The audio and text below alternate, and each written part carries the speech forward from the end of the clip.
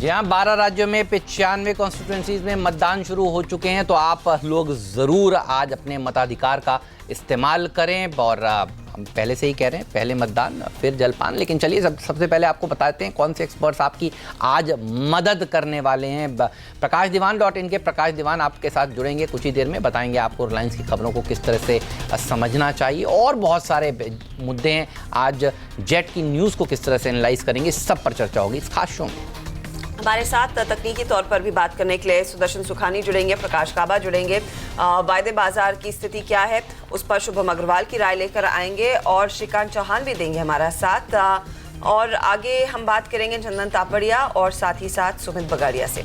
लेकिन सबसे पहले देख लीजिए ग्लोबल मार्केट्स की तस्वीर किस तरह से निकल कर आ रही है। अमेरिका के बाजारों में ठंडा कारोबार हुआ, नतीजों के ऊपर मोटा मोटी वहाँ पर रिएक्शन देखने को मिल रहा है। हांगकांग के बाजार करीब करीब इस समय देखिए 100 पॉइंट नीचे कारोबार कर रहे हैं। लेकिन चाइना का जो डेटा निकल कर आया है वो बहुत ही उत्साहजनक है। तो अपेक्षा यही कि सेंसेक्स और निफ्टी ने जिस तरह से ऑल टाइम हाइज पिछले सत्र में लगाए थे, इसके बाद क्या आज भी ऑल टाइम हाइज का सिलसिला जारी रहेगा? क्योंकि सबसे इंपॉर्टेंट तो हर्षदा रिलायंस इंडस्ट्रीज़ का स्टॉक रहेगा, जिसके आज बाजार बंद होने के बाद नतीजे आने वाले।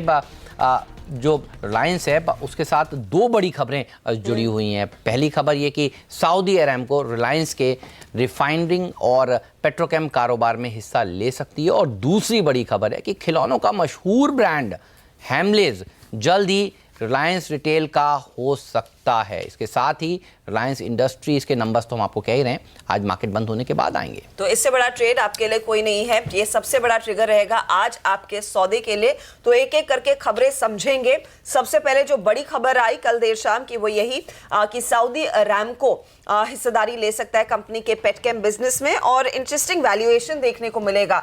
नीरज हमारे साथ जुड़ गए। नीरज, इस खबर को पहले समझते हैं, क्योंकि अब तक देखिए ये पेटकेम और ऑयल का बिजनेस ही सबसे बड़ा कैश काउ माना गया है, उसमें हिस्सेदारी बेचना, इस खबर को बाजार कैसे पढ़ेगा और क्या डिटेल्स हैं?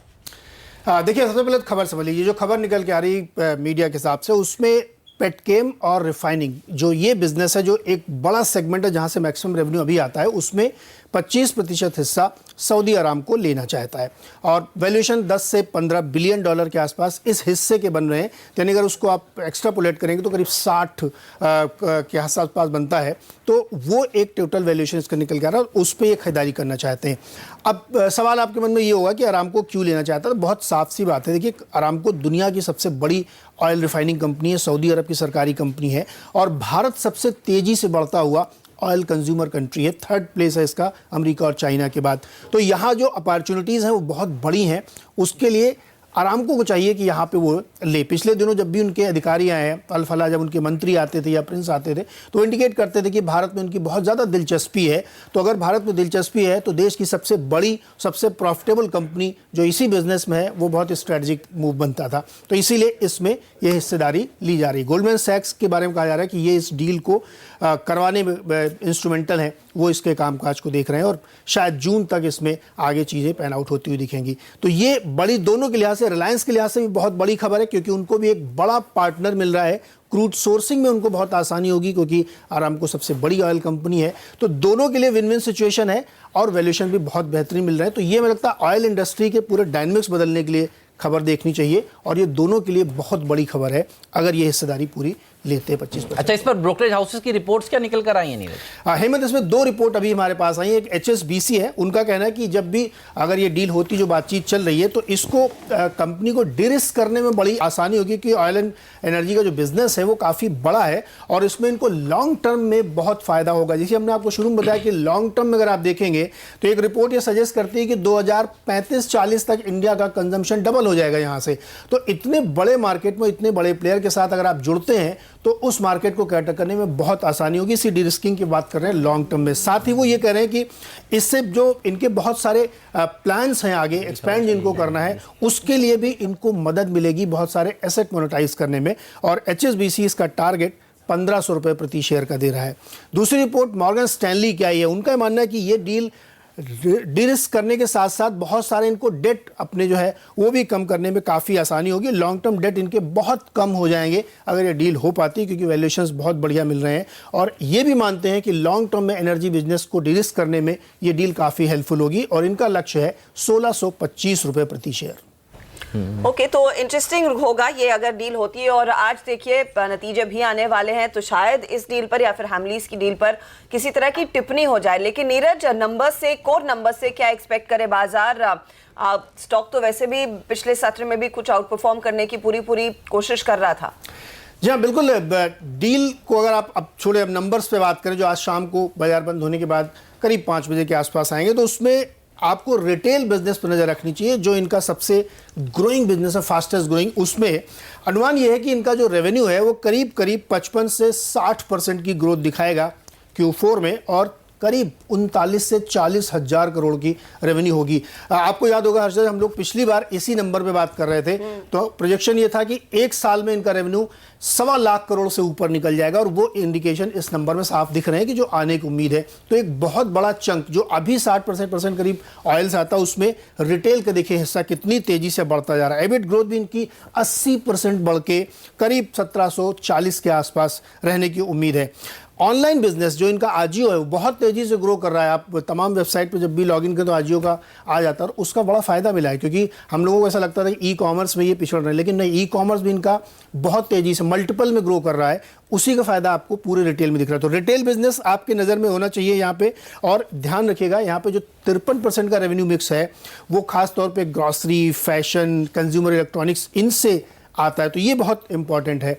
इसके अलावा आप नज़र रखिएगा यहाँ पे जो इनका दूसरा बिजनेस है बड़ा, जियो वाला, उसमें 30 करोड़ का आंकड़ा इन्होंने पार कर लिया है। और अभी आज शाम को जब हमें पता लगेगा कि एग्जैक्ट नंबर क्या है, तो वो भी सरप्राइज हो, क्योंकि 90 लाख पर मंथ के हिसाब से इनके सब्सक्राइबर बढ़ रहे हैं, और वो रफ्तार लगातार बनी हुई है पिछले कई महीनों से। तो जियो के नंबर्स प्लस जियो में चूंकि एक्सपेंशन बहुत तेजी से किया, बहुत सारे इन्होंने क्लाइंट जोड़े, तो आरपू आपको फ्लैट दिख सकता है, या आपको लगेगा आरपू क्यों नहीं ग्रो कर रहा है। उसका वजह ये इतने ज़्यादा कस्टमर जोड़ रहे हैं आप, और बहुत सारे लोगों ने पुराना 99 वाला प्लान ले रखा है, तो इसलिए आरपू में बहुत सिग्निफिकेंट ग्रोथ नहीं है, लेकिन नंबर बेस बढ़ाने में बहुत ग्रोथ है। और जो पेटकेम का बिजनेस है वो फ्लैट रहने की संभावना है। 2 रीजन से, एक तो कोई प्राइस ऊपर थे क्रूड के, और दूसरा शटडाउन इन्होंने लिया था। किसी भी रिफाइनरी के लिए शटडाउन जब होता है तो उससे थोड़ा सा इंपैक्ट आता है। ठीक बात है, आप तो नतीजों के ऊपर भी नजर रहेगी। साथ ही नीरज, ये रिलायंस ने जो इथेन कारोबार में हिस्सेदारी मित्सुई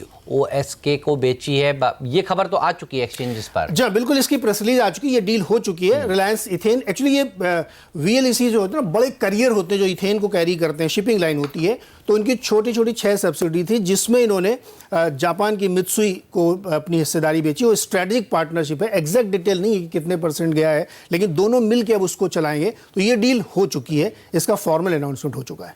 बिल्कुल, तो ये डील अनाउंस हो चुकी है, और हेमलीज और सऊदी अरामको की डील की एक्सपेक्टेशंस बनी हुई हैं। नीरज, आप हमारे साथ जुड़े रहिए, थोड़ी देर में नीरज से जानेंगे कि टॉप 5 स्टॉक्स कौन से हैं। लेकिन प्रकाश दीवान साहब हमारे साथ जुड़ चुके हैं। दीवान साहब, कैसे देखते हैं आप इस अरामको वाली खबर को, और रिलायंस इंडस्ट्रीज़ पर आपका व्यू क्या है? इन बाकी की न्यूज़ को कैसे एनालाइज करेंगे आप? सो आई थिंक हिम्मत, सारे न्यूज़ फ्लो जो है वो बहुत ही पॉजिटिव और एक दिशा में फोकस्ड है कि इसको डी रिस्क करना है बिजनेस को। और रिलायंस इंडस्ट्री का कारोबार जो ऑयल एंड गैस की नींव पे बना है, उससे कहीं ना कहीं अब हटके न्यू एज बिजनेसेस की तरफ झुकाव जो दिख रहा है काफ़ी समय से, क्योंकि कैपिटल भी वहाँ लगा गया है, रिटेल में, टेलीकॉम में, अब जैसे नीरज बता रहे थे पहल हुई है ई कॉमर्स में, तो ये बहुत बड़ा इससे वो फर्क पड़ेगा। दूसरा ये देखिए कि इसमें ऐसा नहीं है कि ये डील सिर्फ एक तरफा है कि रिलायंस को फ़ायदा है और सऊदी अरामको को नहीं।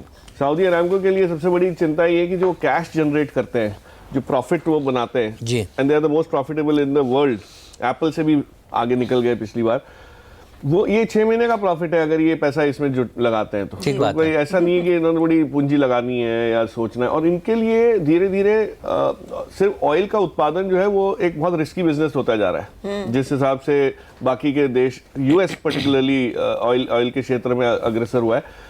तो इनके लिए वैल्यू एडिशन चाहिए, आगे उसको चाहिए, उसको रिफाइन करें, उसको आगे के जो एंड यूजेज में वो बनाते हैं उसके लिए। और पिछले साल इन्होंने एक ऐलान किया था कि हम लोग एक ग्रीन फील्ड रिफाइनरी हिंदुस्तान के वेस्ट कोस्ट पे बनाएंगे। चर्चा थी। अब वो चर्चा थी दूसरे रिफाइनर, और वहाँ हम थोड़े से अटकलें लग गई, HPCL, ONGC ये वो सब है, तो उनका ध्यान थोड़ा उधर हुआ, तो ये एक मौका रिलायंस को बहुत मिला, क्योंकि आप बार बार तो ये कर नहीं सकते। सही है। अगर रिलायंस के साथ ये हिस्सेदारी लेते हैं, स्ट्रेटेजिक और ग्रीनफील्ड कारोबार शुरू करना मुश्किल है। ग्रीनफील्ड के लिए जो जेस्टेशन है, ये आपके pass on the hit the ground running वाला मामला है कि आपने सिर्फ 25% स्ट्रेटेजिक स्टेक लिया, और रिलायंस की P&L के लिए आप सोचिए डी रिस्किंग वहां से भी होगा। एक है कि आप इस कारोबार से हटके दूसरी कारोबार में आ रहे हैं, दूसरा ये कि अगर आपके सऊदी अरामको पार्टनर है जी और ऑयल के शॉक्स आते हैं, तो आप उसको बहुत अच्छी तरह समझ सकते हैं, विथस्टैंड कर सकते हैं। ये चीज अभी तक फैक्टर इन हुई नहीं है, तो आपको एक जो कहते हैं एक कदम ऊपर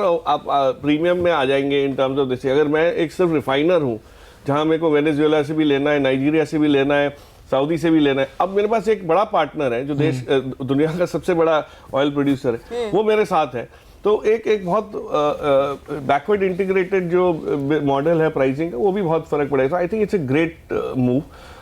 आई डोंट नो आज स्टॉक 5% से ज़्यादा कितना ऊपर खुलता है, बट ये स्टॉक में हम लोग हमेशा बोलते आए हैं कि ट्रिगर्स बहुत हैं। ये ट्रिगर तो हमने सोचा ही नहीं था। ये OSK वाले 6 जो VLEC जो वेरी लार्ज कंटेनर्स का इन्होंने जो स्टेक बेचना है, ये वहाँ से भी अपने आप को डी रिस्क कर रहे हैं हर जगह से। सो आई थिंक पॉइंट इज कि इसको आप अलग लेंस से देखिए, अलग चश्मा लगाइए और देखिए कि ये वो बिजनेस नहीं है जो आपने 750-800 पे लिया, उसके बाद जो बोनस आए, अब आप नए बिजनेस की तरफ देख रहे हैं। तो it will be very differently rated business, तो थोड़ा सा फोकस उस पर लॉन्ग टर्म। खुले तब भी आप तेजी करेंगे, खरीदेंगे नई पोजीशन लेने के लिए? आज इसमें होगा क्या कि आज गैप अप तो हो जाएगा, कुछ बाइंग जो आनी है वो तो आ ही जाएगी, जो एलोकेशन बढ़ने, बट रिजल्ट होने की वजह से थोड़ा सा उस पर एक कैप है, क्योंकि रिजल्ट्स में काफी समय बाद कई चीजें नरम है, तो वो आपको सोमवार को नेक्स्ट मूव इसका मिलेगा, फॉलो अप बाइंग जिसको कहते हैं हम लोग। अगर रिजल्ट्स बिल्कुल ठीक ठाक आए, कोई उसमें अपसेट नहीं हुआ, कोई खास आने की मतलब जरूरत भी नहीं है, क्योंकि इतनी बड़े बेस पे कितना आप इंप्रूव कर सकते हो, बट पेटकेम में जो नरमी है, रिफाइनिंग मार्जिन ठीक ठाक अगर आ जाते हैं, so I think Monday will be a blockbuster day. Okay, तो आज मौका रहेगा और आपको मंडे में भी ब्लॉकबस्टर मूव्स देखने को मिलेंगे। चार्टिकली बताइए अब तक क्या स्थिति देखने को मिली है और यहाँ से कितनी बड़ी छलांग लगाने को तैयार रहेगा, क्योंकि तमाम पॉजिटिव्स हैं स्टॉक में अभी। Good morning. जो इस चार्ट को आप देखेंगे लॉन्ग टर्म पर्सपेक्टिव से हिसाब से, तो दो बातें बहुत ही अच्छी है। जो चार्ट पैटर्न 1000 के करीब है, बहुत ही बढ़िया है, वो बेस बन गया 1000 का। उसके बाद जो फ्रेश न्यू पैटर्न बना, जो बेस बना है, वो करीब 1300 के आसपास है। मुझे नहीं लगता 1300 ब्रेक करे, तो बेसिक स्ट्रक्चर पॉजिटिव, जो 1300 का जो मूव है यहाँ पर बहुत ही बढ़िया है। इसका हिसाब से अगर लॉन्ग टर्म चार्ट देखें तो मुझे 1800 से 2000 के टारगेट्स नजर आते हैं। तो मुझे लगता है Reliance by the end of the year एक बहुत ही अच्छी तेजी दे सकते हैं। जो चार्ट पैटर्न उभर कर आ रहा है, कह सकते हैं clear cut demonstration of brute strength. ठीक बात है। तो रिलायंस इंडस्ट्रीज आज का अब तक का सबसे बड़ा टारगेट आपका पाया 1800 से 2000 का आप, तो 1406 मुझे याद है इसका 52 वीक हाई है, तो वो तो अब हासिल हो ही जाएगा बहुत आराम से। और उस हाँ आप कुछ फंडामेंटल भी देखें तो अगर वैल्यूएशन होगा तो रिटेल का भी वैल्यूएशन होगा, कम से कम डीमार्ट इतना ऊपर है तो उसका भी असर इसको ऐड करना चाहिए। फंडामेंटल मुझे आता नहीं, लेकिन ये बताएंगे। और जियो का कारोबार भी देखेंगे तो यहाँ पर भी तो ऐड करना ही चाहिए। ठीक बात। वो देखेंगे तो एक साल के हिसाब से 1800-2000 रीजनेबल लगता है। ठीक बात है। तो 1800 से 2000 रुपए तक के लेवल। सर आपका भी कोई लेवल है जिस पर नजर होनी चाहिए, साल भर का नजरिया हो किसी का? तो सर जिस हिसाब से न्यूज फ्लो है, ये साल भर क्या मतलब, हमने तो वैलेंटाइन डे के दिन सोचा था 1600 होगा, तब 1265-1280 की जोन में जब था कि ये तो ऑलरेडी अगले वैलेंटाइन से पहले ही आपको वो देना नहीं। बट द पॉइंट इज, एक चीज और देखिए कि रिलायंस के साथ साथ निफ्टी को जो सहारा मिलेगा जी, वो आपको आज अब दिखना शुरू होगा कि इफ रिलायंस इज अप 4-5%, तो there is no way Nifty can't be up 50 points, और उसके साथ साथ बाकी जो चीजें हैं उनका सहारा होगा। तो जो हमने पिछली बार जो बैठे थे तो 12,800 के बाद बोला कि 12,800 एक बहुत साइकोलॉजिकल वो है, तो 12,800 तो निकल चुका है, लेकिन अब आगे 12 के ऊपर 11,800 हो गया, 12,000 के बाद क्या कहाँ तक लेके जा रही है, तो नई टी शर्ट ही बनवाते रहेंगे। ये हम एक्चुअली इंटरेस्टिंग रहेगा, क्योंकि हम अपने आप को फिर और बेटर करने की कोशिश करेंगे हर न्यू हाई पर। लेकिन जो आपने कहा कि रिलायंस इंडस्ट्रीज में अगर इतना ज्यादा जोश है तो निफ्टी में बड़ी मूव जरूर देखने को मिलेंगी। और वीरेन ने इनफैक्ट कुछ डेटा क्रंचिंग कर ली है। सबसे बड़ा वेटेज तो ऑफ कोर्स RIL का ही है। वीरेन बताइए, FIIs की खरीदारी अच्छी खासी हो रही है और उसके ऊपर ये बड़ी खबर आ रही है रिलायंस के लिए।